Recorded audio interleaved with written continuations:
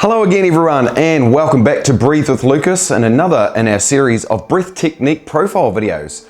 Today we're looking at Sufi breathing. Now this is a broad term covering all of Sufism. There is a lot of breathwork practices that are participated in within that particular worship. However, when I refer to Sufi breathing, we're going to be talking about one or two particular types of Sufi breathing that we use within my practice that is most widely known in the hypoxic breathwork community online and around the world. But briefly, the overview of Sufism, in their worship and their breath-focused practices, everything involved in all they do around their worship. And through the breath, they seek purification to be one with God. And it's Allah, and it's done through various chants, mantras, and a lot of the breathwork practices that Sufis will go through require a chant in and a chant out, often just around Allah, Allah, Allah, Allah. There are various other ones. One that's well known is a sniff, sniff, poo, which is odd, but I found that in many places around the internet. And they do this with the repeating mantras. There's various versions for earth, air, fire, water, and ether. And also strong visualizations of those 5 elements. So there's a lot going on there. It's a deep dive. I got completely lost in it yesterday while researching for this video. But what we're going to be focusing on here, as I say, is the main Sufi breath that we use in my practice and online.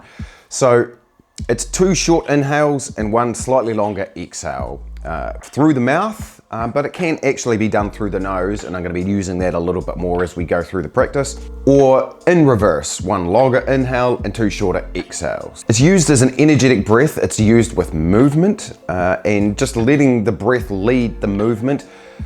Once you get into it and you see the style of breath, you'll understand what that really means, because it just carries you. The short, sharp nature of the breaths really just guide you on the way that your body needs to move. Used so long ago, up to 1400 years ago, there's records of Sufism containing breathwork, often used to raise the temperature in some of the difficult environmental conditions that they found themselves in. So a really fascinating worship practice that I'll definitely be looking into a little bit more around the breathwork side of things. But with all of that being said, let's get some practice. Long, deep, grounding breaths to start with. If you are new here, you will hear this said every single time. It sends the message to the body that we are safe before we engage in stimulating breath work. It's all about balance. As indicated here, the breath only enters and leaves the very top of our 3 energy centers, the throat clavicle area. It's a short, sharp breath with 2 sharp inhales and 1 exhale the equal of those 2 inhales. So therefore think the same in reverse, 1 longer inhale and 2 sharper exhales.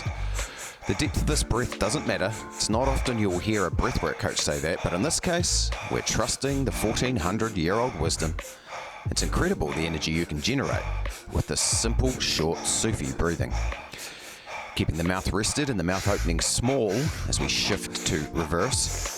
Your chin also rests low, and we are really trying to rest all the muscles in the face as best we can while practicing this energizing breath.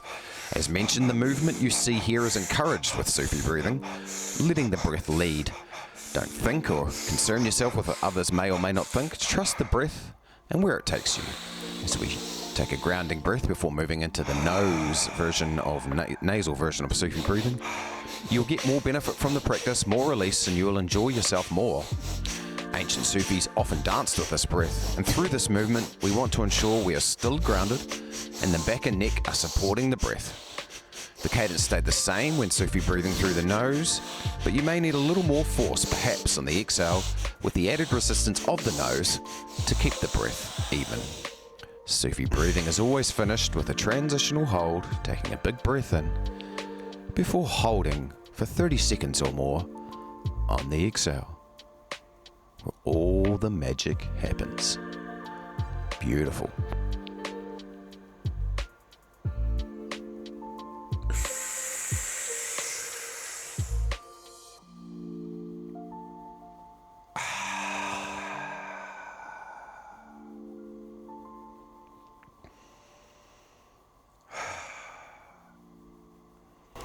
So, Sufi breathing, those short, sharp, fun inhales and exhales, nose or mouth.